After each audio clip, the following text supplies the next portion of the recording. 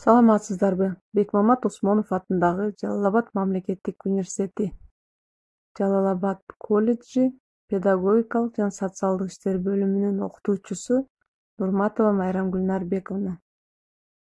Лекциянын темасы — башталгыч мектепте математика сабагына методикалык анализ жүргүзүү. Лекциянын максаты — сабакка анализ берүүнүн бир нече варианттары менен таанышасыңар, баалануучу элементтерди байкайсыңар, лекциянын аягында өз алдынча аткарууга берилген тапшырмаларды аткарасыңар. Лекцияда каралуучу суроолор. Биринчиси. Сабактын көйгөйү же проблемасы. Системалык анализ берүү методикасы боюнча сабакты баалоо. Өзүнө өзү анализ берүү. Мугалимдин сабагына түрдүүчө максатта катышуу зарылчылыктары болуп турат. Кээ бир учурларда катышып аткан мугалим өзү методикалык жардам алуу максатында, кээ бир учурда сабак өтүп аткан мугалимге методикалык жардам керек болгон учурлар болот.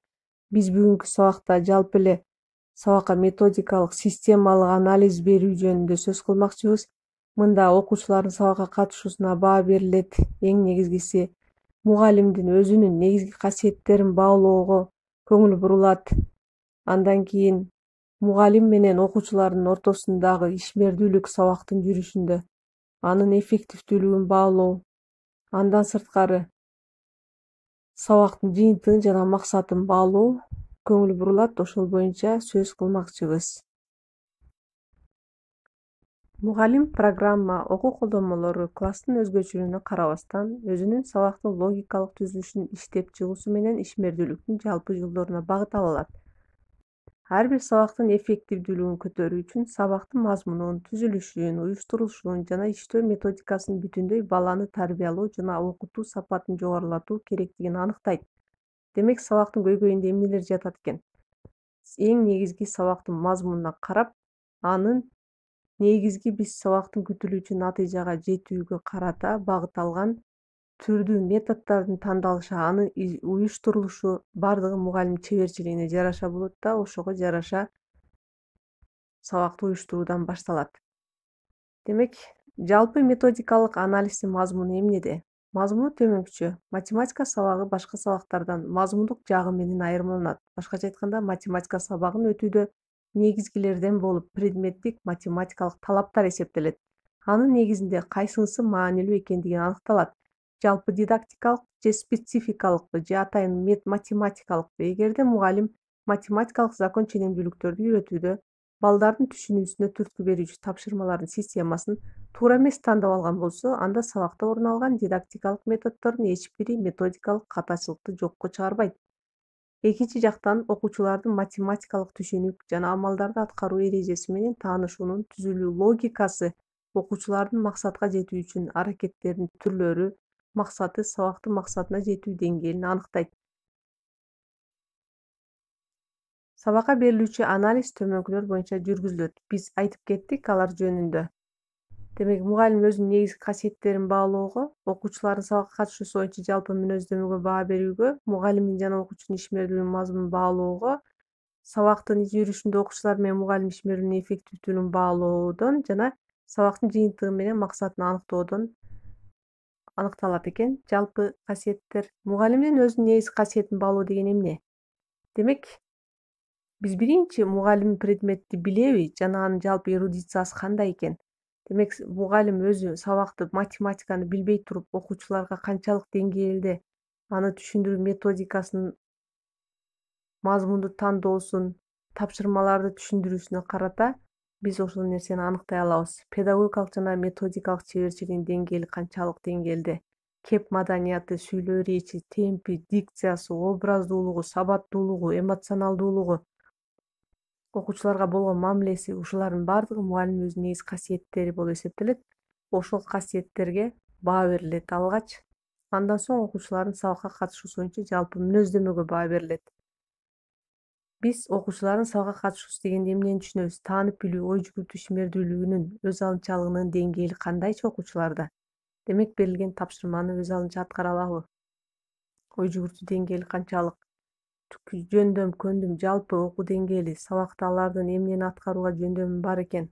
байкап турулат. Андан кийин алар группалык, жеке же жупта иштөө формалары ишке аштыбы, ишке ашкан болсо чындап эле натыйжа бердиби, уюштуруучулук, тартип, кызыгуу деңгээли кандай окуучулардын ошол класстагы.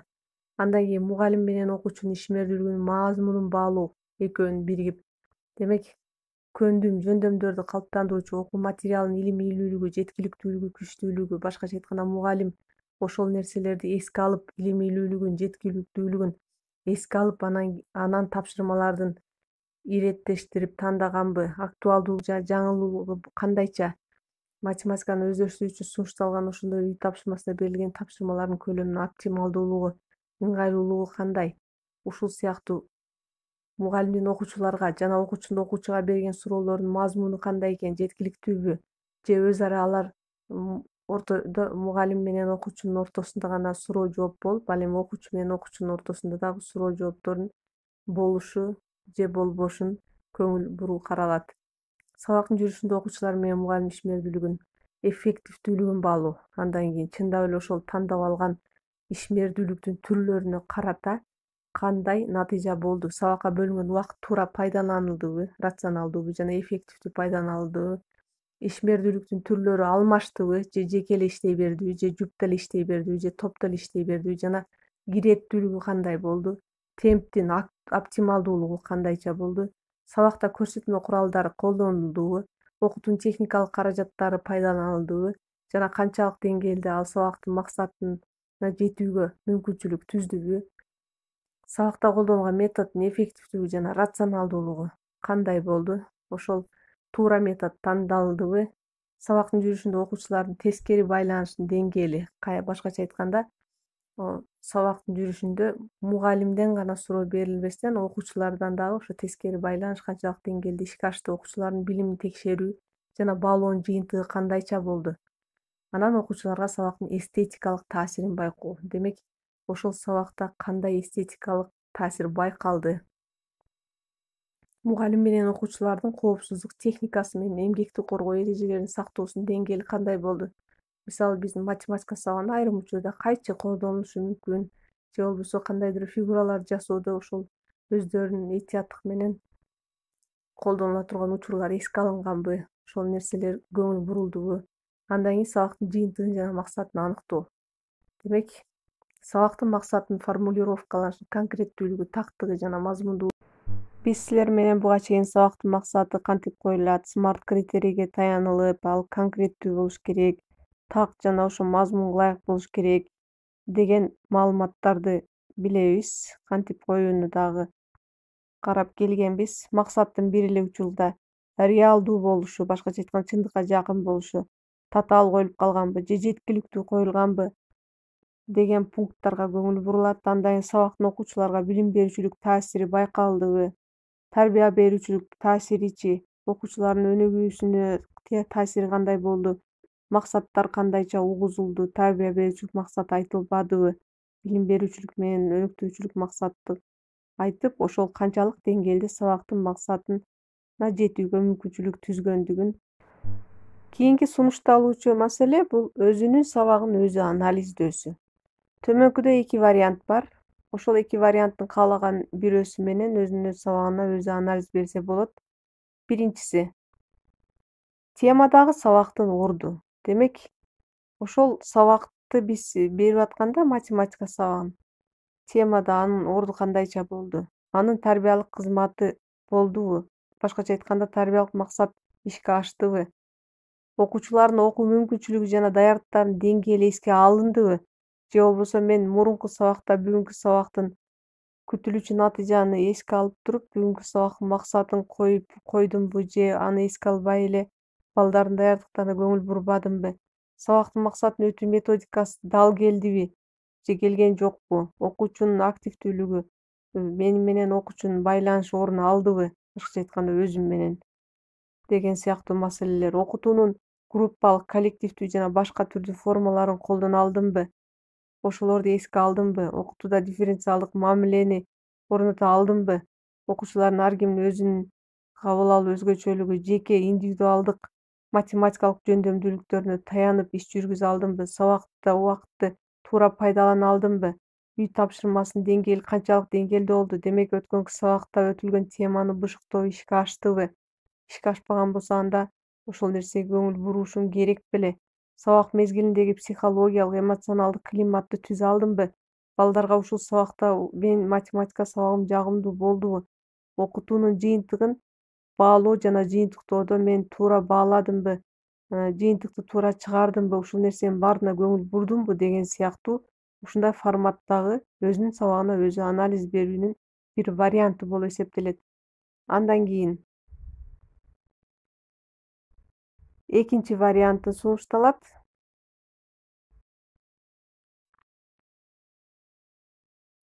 Демек, мугалимдин өзүнүн сабагына анализ берүүсүндө төмөнкү суроолорго өзү жооп берүүсү керек. Биринчи, өтүлгөн сабактын курста, бөлүмдө, темада кандай орду бар? Өткөн сабак менен байланышы барбы?